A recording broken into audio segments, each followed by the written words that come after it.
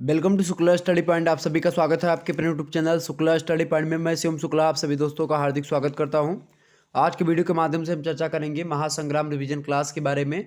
और ये सब्जेक्ट है आपका प्राचीन इतिहास। इससे पहले जो मेडिवल हिस्ट्री यानी कि जो मध्यकालीन इतिहास आपको पढ़ना होता है, यानी कि जिसका केवल इतिहास लिखा होता है एग्जामिनेशन फॉर्म में, उनके लिए ऑलरेडी मैंने दे दिया है।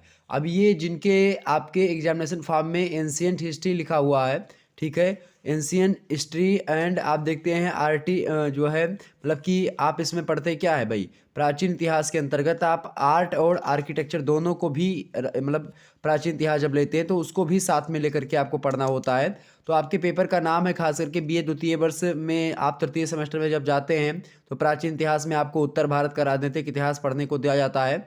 और 647 ईस्वी से लेकर के 1200 ईस्वी तक का जो समय काल है, यही इतिहास आपको मूल चूल रूप से पढ़ना होता है। और ख़ास करके जो ये इतिहास है आपका political history of north India, जो है 647 से लेकर के ईस्वी से लेकर के 1200 ईस्वी तक के समय काल के बारे में इसी बीच से आपको पढ़ना है। और यहाँ पर उनके जो एक प्रकार से जो आर्ट रही हैं, यानी कला रही है, और आर्किटेक्चर जो रहे हैं, उन सभी को भी थोड़ा थोड़ा जानने का प्रयास अगर करेंगे तो आपकी परीक्षा की दृष्टि से बहुत बढ़िया होगा। तो महासंग्राम रिवीजन क्लास 2023 प्राचीन इतिहास बीए थर्ड सेमेस्टर के लिए आ चुका है। मोस्ट इंपॉर्टेंट प्रश्न और उत्तर इसमें बताए जाएंगे जो कि आपकी परीक्षा की दृष्टि से बहुत ही महत्वपूर्ण है। मैं प्रारंभ करता हूं आज के वीडियो लेक्चर को, और आप सभी लोग एक बार वीडियो को लाइक और शेयर अवश्य कर दीजिएगा ताकि आपको टाइम टू टाइम नोटिफिकेशन मिलता रहे और आप आसानी से हर एक चीज़ को समझ सकें। ओके, इससे पहले आप देखते हैं मेडिवल हिस्ट्री यानी मध्यकालीन इतिहास का, ठीक है, जिसमें आप मॉडर्न इंडिया पढ़ना था, ठीक है, 1757 ईस्वी से लेकर के 1950 ईस्वी तक के समय काल के बारे में आपको पढ़ना है, जिन्होंने केवल हिस्ट्री लिया हुआ है बीए थर्ड सेमेस्टर में, ठीक है। तो ये हिस्ट्री एंशियंट हिस्ट्री है, प्राचीन इतिहास है। तो बहुत ही महत्वपूर्ण प्रश्न होंगे परीक्षा से पहले, इस वीडियो को 2 से 3 बार देख लीजिएगा। चले मैं प्रारंभ करता हूँ और चीज़ों को समझते हुए आगे बढ़ता हूँ, ठीक है। पहला प्रश्न आपका आ चुका है भाई, सभी लोग देखने का प्रयास करेंगे। पहला प्रश्न आपकी स्क्रीन पर है कि राजपूतों की उत्पत्ति के अग्निकुंड का सिद्धांत का नाम उल्लेख कीजिए। वैसे आपको बता दूं कि राजपूतों की उत्पत्ति के को लेकर के कई सारे मत भी दिए गए हैं। ललित्या सॉरी, जो राजपूत लोग हैं, राजपूतों को उत्पत्ति के एक तो प्राचीन क्षत्रियों से उत्पत्ति का मत है, एक अग्निकुंड का सिद्धांत है, एक ब्राह्मणों से उत्पत्ति का सिद्धांत है, और एक विदेशियों से उत्पत्ति का सिद्धांत है, और एक मिश्रित सिद्धांत भी है। तो ये 5 तरीके के सिद्धांत हैं। अब मैं एक एक करके आपको बता देता हूँ ताकि आप समझ सकें, ठीक है। जो आपका पहला सिद्धांत होता है प्राचीन क्षत्रियों से उत्पत्ति, तो प्राचीन क्षत्रियों से उत्पत्ति में खास करके आप देखते हैं जो अधिकांश इतिहासकार आपके होते हैं, वो सारे इतिहासकार खास करके राजपूतों को प्राचीन क्षत्रिय की संतान मानते हैं, कि जो पहले क्षत्रिय हुआ करते थे वही राजपूत हुए हैं। और पृथ्वीराज रासो के अनुसार आप देखेंगे तो उन्होंने मतलब राजपूतों के 36 कुल बताया गया है, 36 कुल हुआ करते थे क्षत्रियों के। और इन्हीं 36 कुलों में से आप देखते हैं सूर्य वंश हो गया, चंद्र वंश हो गया, युद्ध वंश हो गया, इसी वंश से ही संबंधित है आपका राजपूत वंश। तो ऐसे राजपूतों की उत्पत्ति माना है एक प्रकार से, खास करके प्राचीन क्षत्रियों की उत्पत्ति का मत पृथ्वीराज रासो के अनुसार, ठीक है। और राजपूतों के रीति रिवाज प्राचीन क्षत्रियों से एकदम मिलते जुलते हैं, और यही एक प्रकार से आप देखते हैं डॉक्टर जीएस ओझा भी यह मानते हैं इन चीज़ों को, ठीक है। और दूसरा जो सिद्धांत है, तो पहला सिद्धांत आपका हो गया भाई, किसका सिद्धांत हो गया, पहला सिद्धांत आपका हो गया पृथ्वीराज रासो वाला। दूसरा सिद्धांत आपका है अग्निकुंड से उत्पत्ति का सिद्धांत।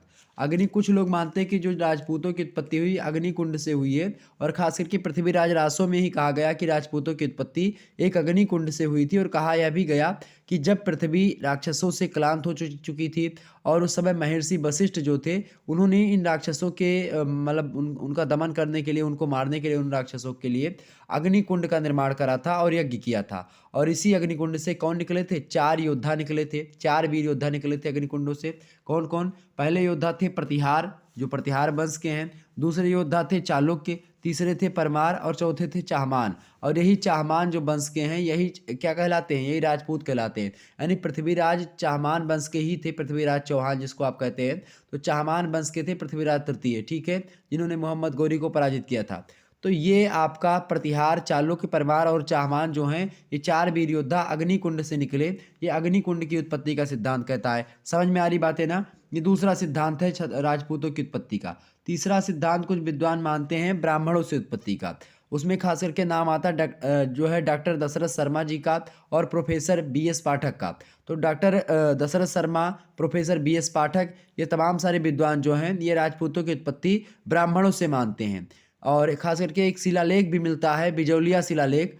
बिजौलिया शिलालेख में आप देखेंगे तो चाहमान वासुदेव के उत्तराधिकारी सामंत को वत्स कहा जाता था, और खास करके वत्स जो होते थे वो गोत्रीय ब्राह्मण भी हुआ करते थे। यानी कि आप देखते हैं जो चाहमान हुआ करते थे, चाहमान जो वंश है ये वसुदेव जो वासुदेव थे, उन्हीं वासुदेव के जो उत्तराधिकारी हुए हैं, वासुदेव शासक जो थे उन्हीं वासुदेव के उत्तराधिकारी या फिर सामंत जिनको आप बोलते हैं, उन्हीं सामंतों को वत्स कहा जाता था। वत्स एक प्रकार से गोत्रीय ब्राह्मण है, तो एक प्रकार से इसीलिए क्या होता है कि इन तभी से चीज़ें चलती आई और ब्राह्मणों से उत्पत्ति का सिद्धांत ऐसे बताया गया। चौथा सिद्धांत क्षत्रिय राजपूतों की उत्पत्ति का, विदेशियों का मत। जो विदेशी साहित्यकार है वो क्या मानते हैं, इनमें नाम आता है कर्नल टाड का, भंडारकर का, और इसके अलावा है एक व्यक्ति का नाम और ध्यान आ रहा है मुझे, ईश्वरी प्रसाद जी का। ठीक है, डॉक्टर ईश्वरी प्रसाद जी का भी मत है। ये कहते हैं कि हाँ विदेशियों से उत्पत्ति है, और टाड कहते हैं खास करके कर्नल टाड जी की राजपूतों की उत्पत्ति जो हुई विदेशी जाति से हुई है, और वे इन्हें शक अथवा सिथियन जाति का वंशज कहते हैं राजपूतों को।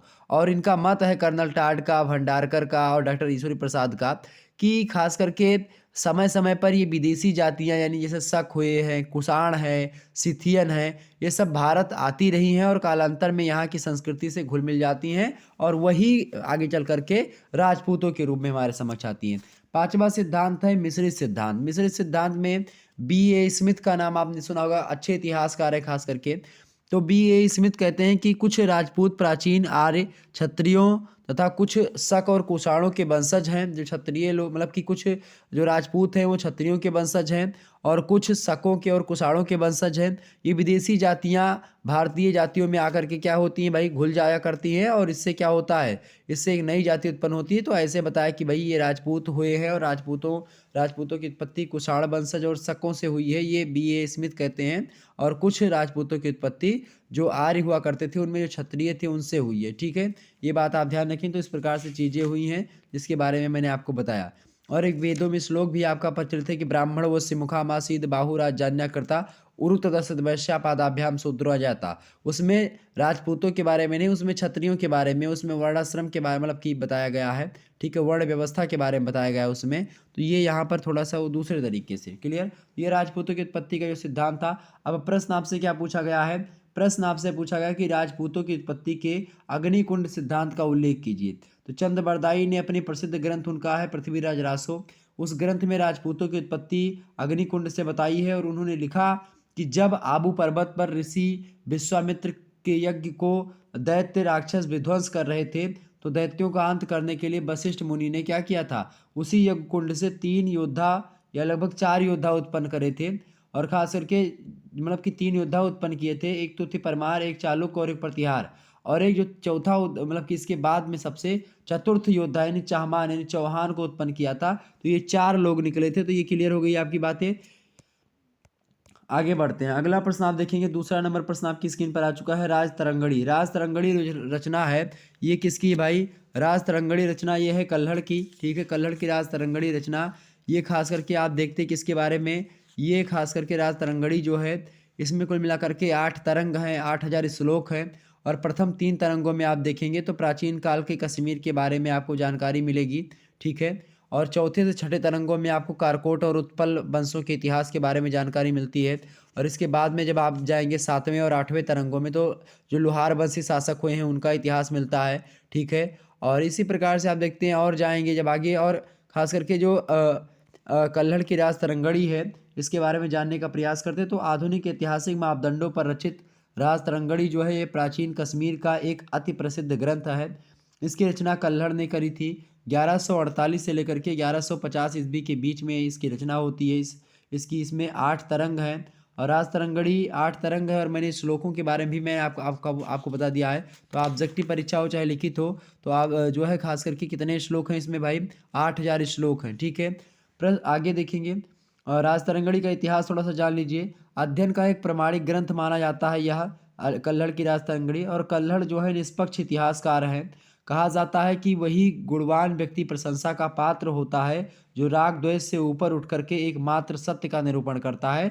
और निश्चित तौर पर इस धरातल पर अगर देखें कल्हड़ को तो ये खरे उतरे हैं और इसीलिए इनकी रचना आजकल इतिहास के लिए प्रमाणिक भी मानी जाती है। आजकल नहीं, बहुत दिन से मानी जाती है।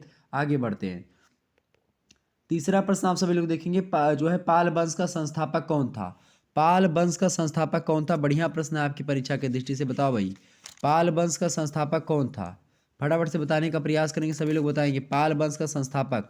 देखिए, तो पाल वंश के संस्थापक की बात की है तो खालिमपुर अभिलेख के अनुसार पाल वंशों के इतिहास के बारे में जानकारी मिलती है। तो खालिमपुर अभिलेख के अनुसार राजनीतिक अव्यवस्था से मुक्ति पाने के लिए प्रकृति ने क्या किया था? गोपाल को राजा चुना। और गोपाल की राजनीतिक और सैनिक उपलब्धियों के बारे में निश्चयात्मक रूप से मात्र इतना ही कहा जा सकता है कि उसने बंगाल की जो अव्यवस्था फैली थी या अस्वस्थ व्यवस्था थी उसको, और शासन का जो अभाव था उसको एक प्रकार से यानी कि जो है मात न्याय का क्या कर दिया, अंत करके पाल राज्य की क्या करी भाई, नींव डाली। और यही पाल वंश का संस्थापक था कौन? गोपाल। गोपाल ने ही पाल वंश की स्थापना करी थी, ये बात आप ध्यान रखेंगे। आगे बढ़ते और भी चीज़ों को जानने का प्रयास करते हैं। अगला प्रश्न आपका आ चुका है भाई, सभी लोग देखने का प्रयास करेंगे। अगला प्रश्न आपका क्या है?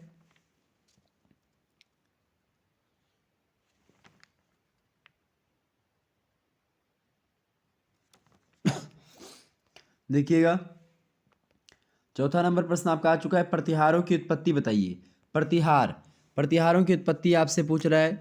देखें, प्रतिहारों की उत्पत्ति के विषय में इतिहासकारों में क्या है भाई, मतभेद है। और कुछ लोग उन्हें विदेशी मानते हैं प्रतिहारों को, कुछ स्वदेशी मानते हैं, परंतु वास्तव में अगर बात की जाए प्रतिहार वंश की या प्रतिहारों की तो वो वास्तव में भारतीय थे। डॉक्टर विशुद्धानंद पाठक जी का कथन है कि उनके अभिलेखों से जो कुछ ज्ञात होता है उससे वह मूलतः ब्राह्मण ठहरते हैं। कौन? प्रतिहार वंश के लोग, जो बाद में क्षत्रिय हो जाते हैं और बाद में उन्होंने अपने कुछ क्षत्रिय शिरोमणि लक्ष्मण से जोड़ लिया था। यही प्रतिहार वंश के ही लोग हैं। प्रतिहार वंश में आप देखते हैं एक वत्सराज हैं, वो भी बड़े फेमस हैं, ठीक है। और ख़ास करके प्रतिहारों का संघर्ष पालों से भी रहा है, ठीक है। और इसके अलावा राष्ट्रकूटों से भी रहा है। क्लियर? आगे बढ़ते हैं। अगला प्रश्न आपका आ चुका है, पांचवा नंबर आप प्रश्न देखेंगे, विग्रहराज चतुर्थ। विग्रहराज चतुर्थ के बारे में आपसे प्रश्न पूछा गया, भाई समझने का प्रयास करते हैं। विग्रहराज चतुर्थ, विग्रहराज ने अपने भाई जगदेव की हत्या करके 1150 ईस्वी में चाहमान वंश के सिंहासन पर बैठा था और वह बीसल देव के नाम से प्रसिद्ध हुआ है। कौन बीसल देव के नाम से प्रसिद्ध हुआ भाई?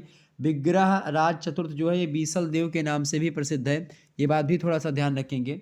और चाहमान वंश का महाप्रतापी सम्राट था कौन? विग्रहराज चतुर्थ या बीसल देव।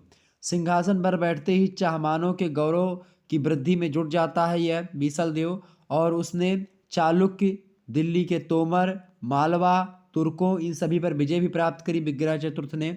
और इसने अपने कार्य कुशलता से क्या किया?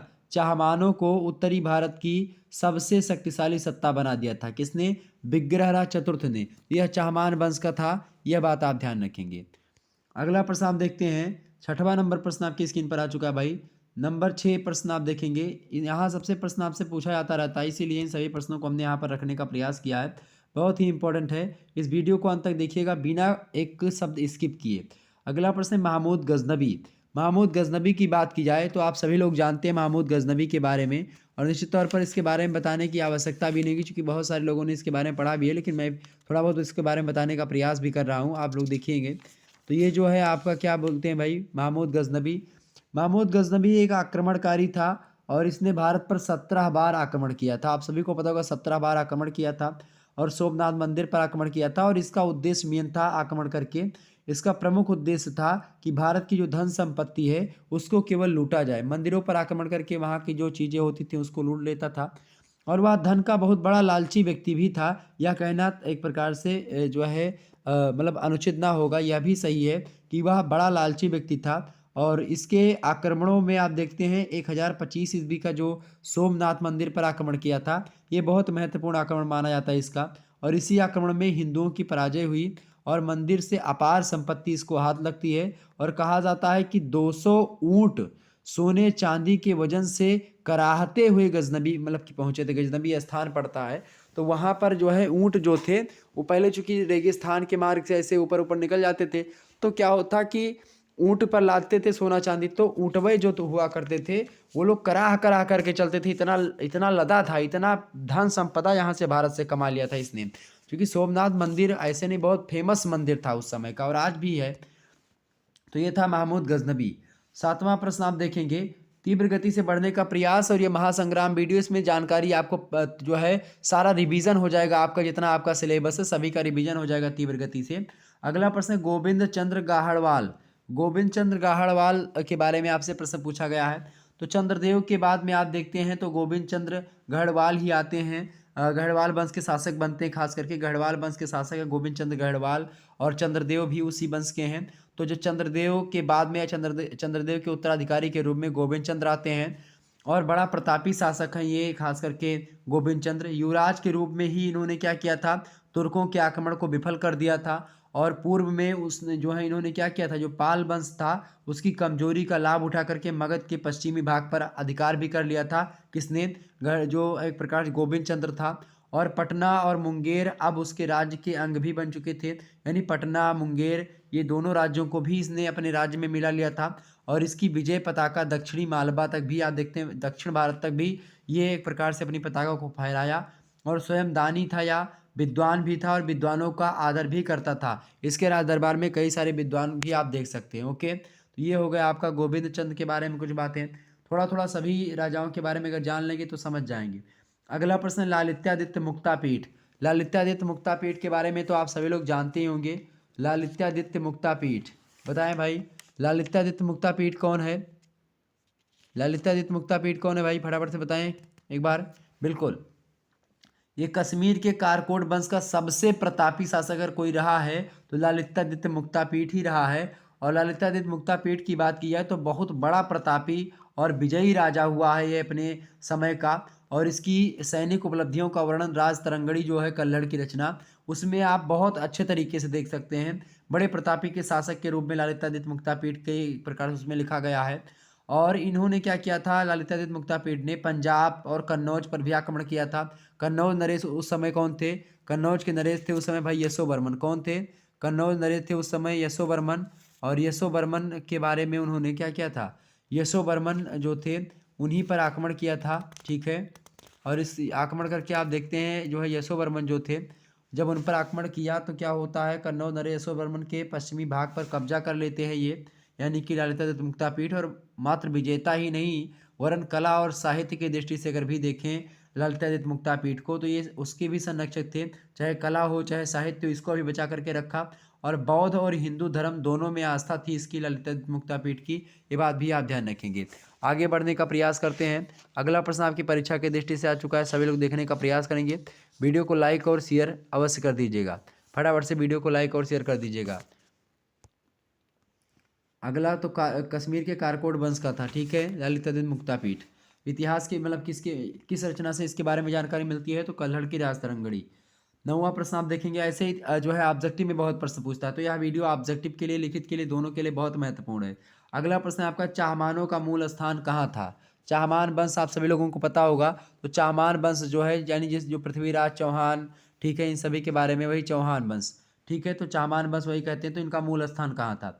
साहित्यिक और अभिलेखिक साक्ष्यों के आधार पर अगर देखें, यानी कि जो साहित्यिक ग्रंथ मिले हैं, चाहे जो पृथ्वीराज रासो हो या अन्य, या इसके अलावा कुछ जो अभिलेख मिले उनके अनुसार चाहमान जो थे वो सापाद के शासक थे। पृथ्वीराज विजय के मतलब पृथ्वीराज विजय के में आप देखते हैं उनके प्रथम शासक वासुदेव की राजधानी अनंत देश में बताई गई है, जो सांभर के निकट पड़ता है। और पुष्कर क्षेत्र उनकी उत्पत्ति का स्थल बताया गया है। सभी तथ्यों के आधार पर अगर देखा जाए तो कहा जा सकता है कि चाहमान वंश के जो लोग थे ये मूल रूप से शाकांभरी यानी सांभर क्षेत्र में उदित हुए थे। तो कौन सा क्षेत्र है भाई? सांभर क्षेत्र है, उसमें उदित हुए थे। और मतलब अहिछत्रपुर उनकी पहली राजधानी थी। यह बात भी ध्यान, अहिछत्रपुर किसकी पहली राजधानी थी? चाहमानों की। और वहाँ से वे पुष्कर और अजमेर की ओर आगे बढ़े। ठीक है, तो ये चाहमानों के मूल स्थान के बारे में हो गया। तो आपसे पूछेगा तो आप आसानी से बता पाएंगे। अगला प्रश्न आपका है 10वां नंबर प्रश्न देखेंगे, कन्नौज के आयुध वंश पर, कन्नौज के आयुध वंश पर संक्षिप्त प्रकाश डालिए। तो यशोवर्मन के पश्चात आप देखते हैं कन्नौज में आयुध नामक जो है नामंत सामंतों का उल्लेख मिलता है। और इसमें वज्रायुध और चक्रायुध प्रमुख हुआ करते हैं। वज्रायुद्ध की राजधानी कन्नौज थी। कश्मीर नरेश उस समय थे जयापीड़, उनका समकालीन वज्रायुद्ध था। और इसके पश्चात आप देखते हैं इंदिरायुद्ध आता है, कन्नौज की गद्दी पर बैठता है। और आप देखते हैं ये दोनों जो शासक हुए हैं, चाहे चक्रायुद्ध की बात की जाए चाहे वज्रायुद्ध की बात की जाए, ये दोनों ही शासक एक ही वंश के थे, किंतु उनके मध्य संबंधों का कोई निश्चित आधार नहीं है। और इंदिरायुद्ध 783 से लेकर के 784 ईस्वी में शासन कर रहा था, ये बात भी आप ध्यान रखेंगे। तो ये कन्नौज में एक आयुध वंश था, छोटा सा चला। ठीक है, आगे बढ़ते हैं। अगला प्रश्न आपका आ चुका 11वां नंबर, आप प्रश्न देखेंगे। 11वां नंबर प्रश्न है वत्सराज। वत्सराज के बारे में आपसे प्रश्न पूछ लिया गया। वत्सराज कौन थे भाई, फटाफट से बताने का प्रयास करेंगे। वत्सराज ये प्रतिहार नरेश हैं। वत्सराज ये बात आप ध्यान रखेंगे, गुर्जर प्रतिहार वंश का एक प्रकार से, खास करके जब देवराज की मृत्यु हो जाती है तो उनके बाद में उनकी रानी जो थी उनका नाम था भूमिका देवी, उन्हीं के पुत्र हैं वत्सराज। ठीक है, और वत्सराज प्रतिहार राजवंश के एक प्रकार से गद्दी पर बैठते हैं और प्रतिहार साम्राज्य को सुदृढ़ करने का प्रयास वत्सराज ने किया। और आप देखते हैं इन्होंने क्या किया था, भारत की जो उस समय शक्तियाँ थी, खास करके जो उदय हो रही थी, राष्ट्रकूट हो गया, पाल वंश हो गया, उन लोगों ने संघर्ष किया और राजनीतिक प्रतिष्ठा को सभी समकालीन शक्तियों ने स्वीकार भी किया इनको, और कहीं ना कहीं पे इन्होंने सबको एक प्रकार से चुनौती भी दी। ठीक है, किसने, वत्सराज ने। वत्सराज की बात की तो 793 ईस्वी में अवंती का शासक ये हुए हैं। गुर्जर प्रतिहार वंश की नींव डालने वाला भी इनको कहा जा सकता है। उस समय उभरती हुई सत्ताओं से इन्होंने संघर्ष भी किया और सफलताओं का क्रम अनवरत इनका चलता रहा समय समय पर। और इन्होंने क्या किया, गौड़ विजय की और राष्ट्रकूटों के आक्रमण के समय राजा ध्रुव से पराजित होने के उपरांत राजपूताने में शरण लेते हैं। और ध्रुव ने क्या किया, ध्रुव ने वत्सराज के यश के साथ ही उन दो राजछत्रों को छीन लिया जिन्हें उसने गौड़ राज से छीना था। तो एक प्रकार से ये वत्सराज के बारे में कुछ बातें हो गई। आगे बढ़ते हैं अगले प्रश्न के बारे में। आगे बढ़ते हैं, थोड़ा सा गोपाल के बारे में जानते हैं। गोपाल जो है ये कौन है भाई, गोपाल जो है ये पाल वंश का संस्थापक है। ये बात भी आप ध्यान रखेंगे, किस किस वंश का संस्थापक है भाई, ये पाल वंश के संस्थापक हैं आपके गोपाल। समझ में आ रही बात है ना, तो गोपाल आपके पाल वंश के संस्थापक हैं, थोड़ा सा इसको ध्यान रखेंगे। पाल वंश के संस्थापक माना जाता है इनको, और अभिलेखों से ज्ञात होता है या विदित होता है कि राजनीतिक अव्यवस्था से मुक्ति पाने के लिए प्रकृति ने गोपाल को राजा चुना था। और गोपाल की राजनीतिक और सैनिक उपलब्धियों के बारे में निश्चित रूप से ज्ञात नहीं है कि कितनी उपलब्धियां या कितनी सैनिक उपलब्धियां रही हैं, इनकी राजनीतिक उपलब्धियां क्या रही हैं, ये मुख्य रूप से पता नहीं चलता है। परंतु इतना कहा जा सकता है गोपाल के संदर्भ में कि इसने क्या किया था, बंगाल की जो अव्यवस्था थी बंगाल में फैली उसको दूर किया था और पाल वंश की नींव डाली थी। क्लियर, ये गोपाल के बारे में इतना लिख देंगे, आपको नंबर मिल जाएगा। अगला प्रश्न है आपका, थोड़ा थोड़ा जानने का प्रयास, तीव्र गति से आगे बढ़ने का प्रयास रहेगा। और इस प्रकार से आप एक ही वीडियो के माध्यम से संपूर्ण सिलेबस के बारे में जानने का प्रयास करते हैं, बड़ी अच्छी बात है ये, आगे बढ़ने का प्रयास। अगला प्रश्न आपका 13वां नंबर प्रश्न है, सेन शासक विजय सेन। सेन वंश के मतलब कि सेन वंश के थे शासक कौन, विजय सेन, इनके बारे में पूछा गया भाई। तो हेमंत सेन के बाद में हेमंत सेन की पत्नी है रानी यशोदा देवी, उन्हीं के पुत्र हैं विजय सेन, और ये गद्दी पर बैठते हैं। और इसने सूर वंश की एक राजकुमारी थी, उनसे विवाह किया था किसने, विजय सेन ने, और अपनी सत्ता के विस्तार का प्रयत्न किया। और लगभग 62 वर्षों तक शासन करने वाला है ये विजय सेन। ठीक है, रामपाल की मृत्यु के बाद में पालों की जो है अवनति का, मतलब जब पाल वंश का एक प्रकार से अवनति, मतलब कि जब वो एक प्रकार से खात्मा पे थे, यानी जब रामपाल की मृत्यु हो जाती, पाल वंश के जो है जो शासक होते हैं रामपाल, जब रामपाल शासक की मृत्यु होती है तो उनके बाद में आप देखते हैं पालों की जो शक्ति होती है वो धीरे धीरे कम होने लगती है। और इसी का लाभ उठा करके विजय सेन ने क्या किया था, धीरे धीरे अपनी सत्ता बंगाल के बहुत बड़े भाग पर स्थापित कर लेता है। और अपने आप देखते हैं इन्होंने, मतलब जो विजय सेन है, इन्होंने क्या किया था, अनेक विरुद्ध, यानी कि विरोध, विरोध माने होता है उपाधियां, कई सारी उपाधियां भी इसने धारण करी थी, किसने,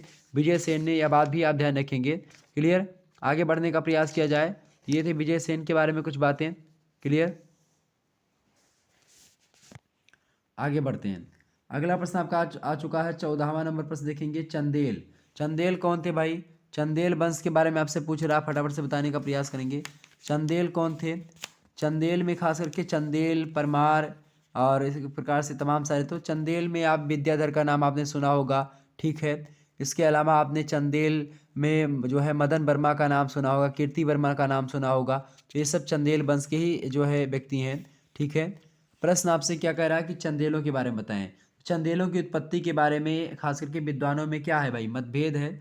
और अभिलेखीय साक्ष्यों से यह ज्ञात होता है कि विश्व सृष्टा जो हैं, यानी कि जो जिन्होंने विश्व को बनाया है, विश्व को बनाने वाले जो हैं, उनसे ये खास करके कहा जाता है कि जो जो है विश्व सृष्टा हैं, आदि पुरुष, उनसे क्या होता है भाई, जैसे जिसको आप ब्रह्मा कहते हैं, ब्रह्मा जी, तो विश्व सृष्टा आदि पुरुष जो हैं उनसे मरीचि, और मरीचि से मतलब मरीचि और अत्रि हुए, अत्रि मुनि से चंद्रात्रय ऋषि का जन्म होता है। और उन चंद्रातेय से क्या होता है, मतलब चंद्रातेय ने क्या किया, ऐसे राजाओं को जन्म दिया जो पृथ्वी का संहार और रक्षण करने में समर्थ थे।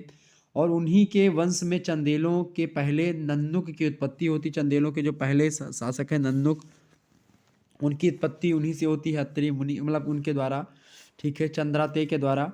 और ये जो है इन्हें चंद्र और चंद्रात्रेय का वंशज बताया जाता है, किसको भाई, नंदुक को। तो इसीलिए खास करके ये चंदेलों की उत्पत्ति के बारे में कुछ बातें हैं जो कि आपको जाननी चाहिए, जो मैंने आपको बताई। 15वां प्रश्न आप देखते हैं, नंदुक के बारे में जानो। नंदुक कौन थे भाई, नंदुक जो हैं इनके बारे में खास करके आप देखते हैं, खजुराहो अभिलेख है, वहाँ से पता चलता है कि नंदुक जो हैं ये चंदेल वंश का प्रथम शासक था। और अभिलेखों में उसे नृप और महीपति, ये बिरुद, बिरुद माने होता है उपाधि, तो नृप और महीपति की उपाधियाँ दी गई हैं खास करके अभिलेखों में। और प्रतिहार राजा नागभट्ट द्वितीय का समकालीन माना जाता है नंदुक को। संभवतः उसके अधीन ही उस मतलब उसका सामंत रहा होगा खास करके। और खजुराहो अभिलेख के अनुसार उसकी आज्ञाओं को उसके शत्रु फूलों के हार के समान सिरोधार्य करते थे, और उसका शौर्य अर्जुन के समान था नन्नुक का। तो इस प्रकार से सारी चीज़ें थोड़ा सा अगर आप जान लेंगे तो नन्नुक के बारे में पूछे तो लिख देंगे। अगला प्रश्न आपका आ चुका है, 16वां नंबर प्रश्न देखेंगे, चंदेल यशोवर्मन। चंदेल यशोवर्मन के बारे में आपसे प्रश्न पूछ सकता है एग्जाम में, ठीक है, पूछा भी गया है।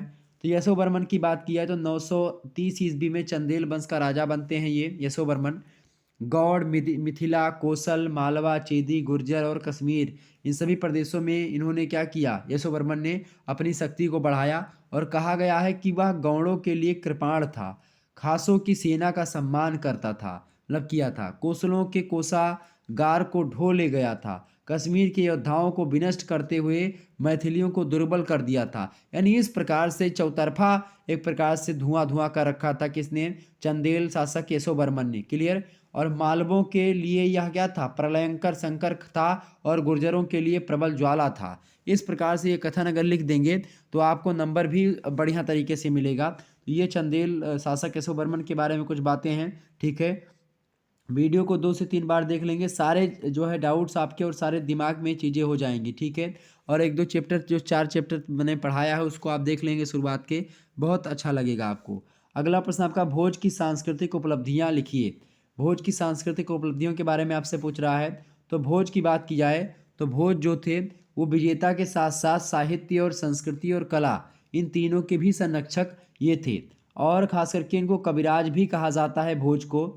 और इनकी प्रसिद्धि मतलब इनकी प्रसिद्धि इनके योग्य शासन व्यवस्था, आदर्श न्याय, पांडित्य, विद्या और कला को प्रसिद्ध देने के कारण से इनके शासन को बड़ा बड़ा अच्छा माना जाता है। और इन्होंने खास करके भोज ने साहित्य हुआ, व्याकरण हुआ, धर्म चाहे बात की जाए दर्शन की, गणित, वैदिक, वास्तुकला, कोश, इन तमाम प्रकार की अनेक पुस्तकें भी लिखी। और सरस्वती कंठाभरण, शब्द अनुशासन, और इसके अलावा सम, रांगड़, सूत्रधार, ये सारी रचनाएं जो हैं ये भोज की ही हैं। तो एक प्रकार से ये भोज की सांस्कृतिक उपलब्धियां हैं जो कि आपको इस प्रकार से बयां करनी है। 18वां प्रश्न आप देखेंगे, 18वां नंबर प्रश्न है, धंग की हम्मीर से तुलना कीजिए। धंग जो है शासक, उनकी हम्मीर से तुलना आप कैसे कर सकते हैं, बताएं। जो धंग थे, चंदेल धंग की बात कर रहा हूं मैं, तो जो थे जो है धंग थे, उनकी जो है धंग की हम्मीर से तुलना कीजिए। धंग के बारे में आप, यशोवर्मा की मृत्यु के बाद में उसकी पत्नी थी पुष्पा देवी, उनसे पुत्र होते हैं, उनका नाम है धंग चंदेल, ठीक है। और खास करके धंग जो थे चंदेल वंश के उत्तराधिकारी होते हैं यशोवर्मा के बाद में। खजुराहो अभिलेख से धंग के प्रारंभिक जीवन के बारे में जानकारी मिलती है। और धंग ने कालंजर को अपनी राजधानी बनाई थी, और एक प्रकार से एक उपाधि भी इन्होंने धारण करी थी इसी राजधानी बनाने के, जैसे कालंजर को जब राजधानी बनाई अपनी, किसने, धंग ने, तो खास करके जो है इन्होंने कौन सी उपाधि धारण करी थी, कालंजराधिपति, ठीक है, ये बात ध्यान रखेंगी। तो प्रश्न आपसे कह रहा है कि धंग की हम्मीर से तुलना कीजिए। तो महोबा से प्राप्त एक अभिलेख है, धंग की तुलना में हम्मीर यानी महमूद गजनबी से की गई है। ठीक है, हमीर माने महमूद गजनबी। और धंग ने क्या किया, पहले संघर्ष में जो शौर्य और कौशल प्रदर्शित किया और वह उसके साथियों को हमीर यानी कि आमिर के समान प्रतीत हुआ। वास्तव में धंग की हमीर से तुलना का तात्पर्य यह है कि धंग की शक्ति के कारण ही मुस्लिम आमिर मध्य देश में आगे बढ़ने का साहस ना कर सके। ये बात है, इसीलिए तुलना करने को लेकर के किया जाता है, ताकि मध्य देश में और आगे बढ़ने को से रोकने का प्रयास किया। किसने रोका? खास करके जो है धंग ने। क्लियर, आगे बढ़ते हैं। 19वां नंबर प्रश्न आपका है भाई। 19 नंबर प्रश्न आप देखेंगे, सेन बालक बल्लाल सेन की सांस्कृतिक उपलब्धियां लिखिए। ठीक है, वैसे धंग जो है एक प्रकार से इसकी कई सारी विजयें हैं, चर्चा करते रहेंगे हम। धंग की जो प्रथम राजनीतिक और सैनिक उपलब्धि है वो ग्वालियर विजय होती है उसकी। धंग ने प्रयाग से क्या किया था, आगे काशी तक अपने साम्राज्य को बढ़ाया था। पूर्वी क्षेत्रों में कौशल तक इसका राज्य आप देखते हैं फैला था। कलचुरियों की एक शाखा राज्य जो है कौशल में भी कर रही थी। और आप देखते हैं वंग, कौंची, आंध्र, सिंघल, ये तमाम प्रकार के राज्यों पर जो है धंग ने विजय प्राप्त करी थी। ओके, और इसके अलावा महोबा से प्राप्त एक कीर्ति वर्मा का अभिलेख है, उसमें धंग की प्रशंसा करते हुए कहा गया है कि शत्रुओं का उन्मूलन करने में समर्थ और पृथ्वी के लिए मंगल कारक श्री धंग ने अपनी भुजाओं की शक्ति से पृथ्वी पर भार बने हुए अत्यंत शक्तिशाली हमीर से तुलना की गई इसकी। तो एक प्रकार से खास करके तुलना की जाती है। और कला के क्षेत्र में भी उपलब्धियों में इसके देखा जाए तो बड़ा महान था। धंग उदार था, दानी था, और अपने समय में प्रचलित जो है तुला पुरुष दान विधि का एक प्रकार से ये संपन्न करवाया था इसने। क्लियर, और इसका जो मुख्यमंत्री था उस समय खास करके धंग का, वो उसका नाम था प्रभास। प्रभास जो था ये ब्राह्मण था, और इसका जो है मुख्यमंत्री था भट्ट यशोधर, मुख्य न्यायाधीश थे इसके धंग के। ठीक है, चीज़ें ध्यान रखेंगे। आगे बढ़ते हैं। 19वां प्रश्न आपका है, सेन शासक बल्लाल सेन की सांस्कृतिक उपलब्धियां लिखिए।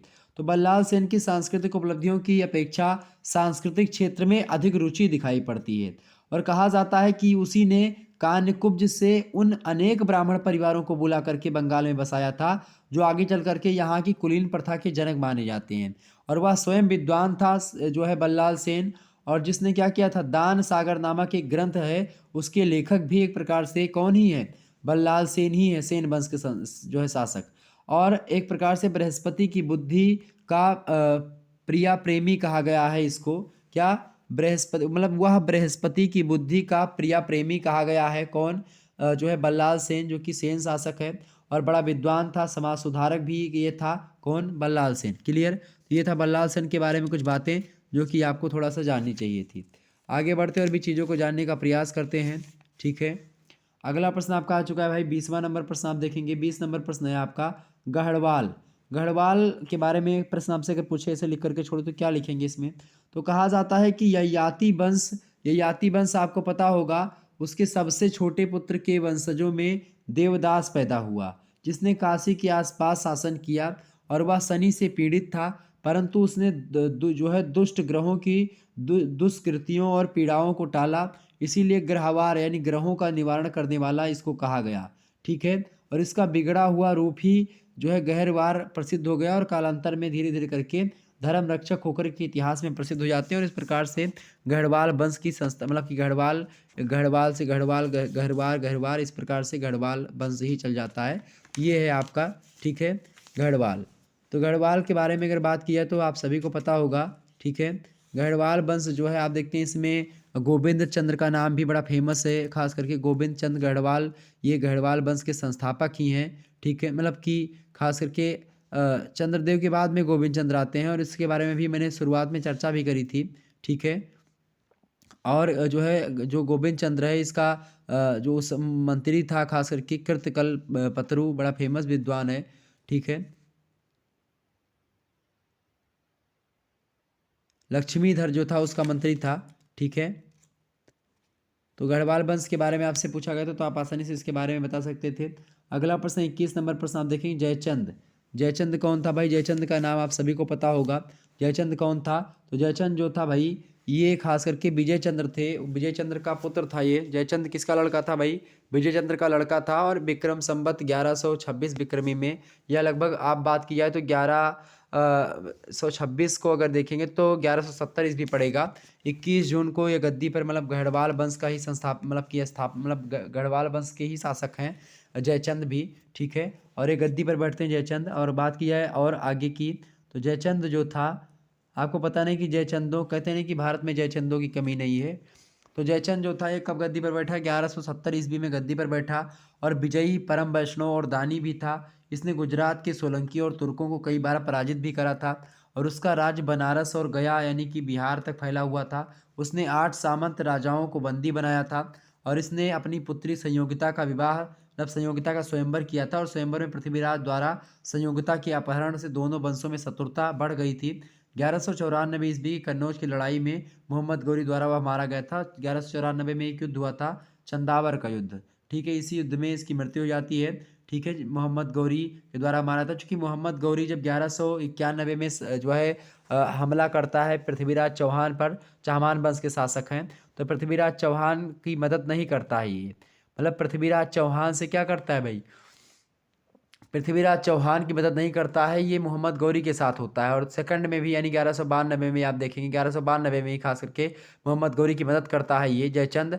और बाद में 2 साल के बाद में 1194 ईस्वी में खास करके मोहम्मद गौरी जब पृथ्वीराज चौहान को पराजित करता है 1192 में, उसके बाद में 1194 में इस पर आक्रमण करता है जयचंद पर।